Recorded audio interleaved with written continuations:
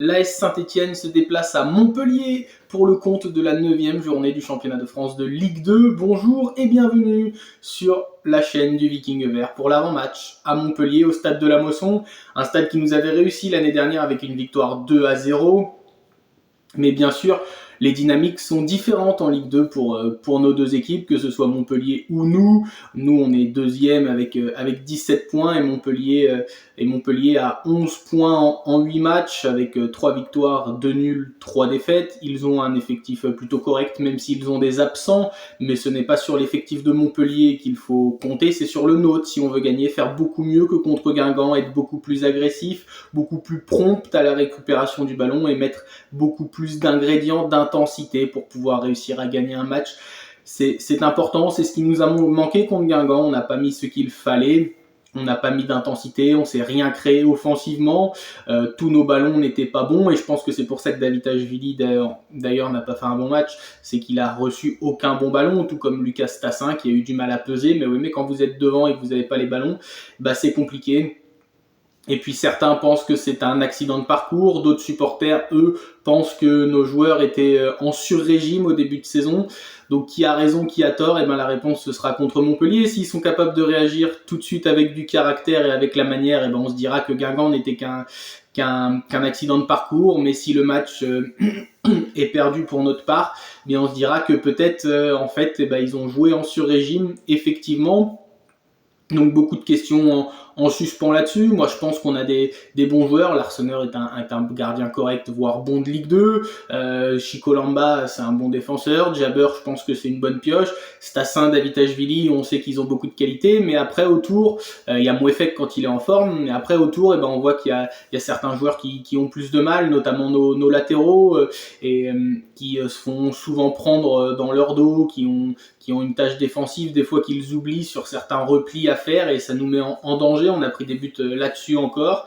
Et puis sur le poste d'ailier droit, quand David-Ashvili et Stassin sont titulaires, je trouve que même si Boaké a des bonnes statistiques, parce que oui, le football, les statistiques rentrent en compte forcément, avec ses passes décisives et ses buts, mais je trouve que ça pèse pas assez dans le jeu et sur le long terme, la réussite ne sera pas toujours de notre côté, et la réussite, faut la provoquer.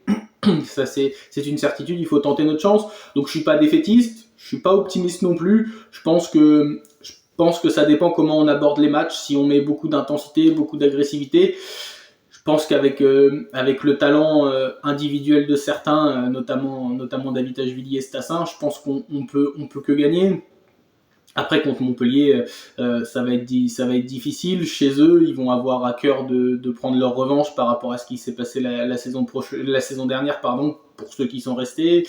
Zoumana Camara, c'est, je trouve, un coach plutôt intelligent. Et comme le nôtre ne change pas de composition, les Montpelliérains ils vont savoir à quoi s'attendre. Il va y avoir Bernauer qui va sortir du 11 de départ de force parce qu'il a été suspendu 3 matchs. Une décision logique d'ailleurs, hein. On n'a pas à réagir comme ça, que l'on perde ou que l'on gagne. Voilà, on répond dans le jeu si on veut répondre, mais c'est une manière de répondre qui n'est pas adéquate et je trouve que les 3 matchs sont logiques. C'est une décision juste de la commission de discipline.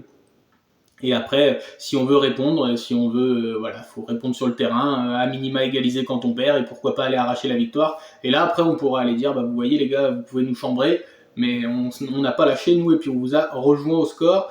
Donc voilà, petite parenthèse discipline. Mais après, le 11 va pas changer, à part Ferreira qui devrait reprendre sa place.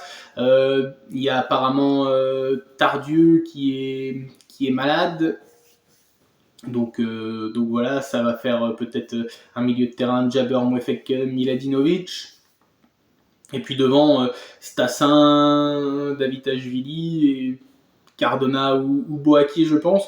Donc voilà, un 11 qui ne change pas. On va continuer en 4-3-3 et persévérer comme ça. Je trouve que c'est toujours dommage de jamais changer les hommes. Après peut-être que je vais me tromper. Peut-être qu'il va nous faire un 3-5-2 qui va sortir de son chapeau notre Eric Orneland, mais non, je pense qu'il va pas changer. Qu'on gagne ou qu'on perde, l'année dernière, il restait sur sa même ligne directrice. Donc voilà, donc la question c'est est-ce que les joueurs sont prêts à rebondir, et c'est là qu'on va voir si on est une équipe qui est est prête pour jouer la montée et les premiers rôles, ou si on va être une équipe lambda, parce qu'on dit toujours qu'une bonne équipe ne perd jamais 2 fois de suite. Donc voilà, déjà qu'une défaite à domicile, ça fait mal. Si on enchaînait une deuxième défaite consécutive juste avant la trêve internationale, dans les têtes et tout, ça pourrait gamberger avant la réception de Le Mans le 11 octobre.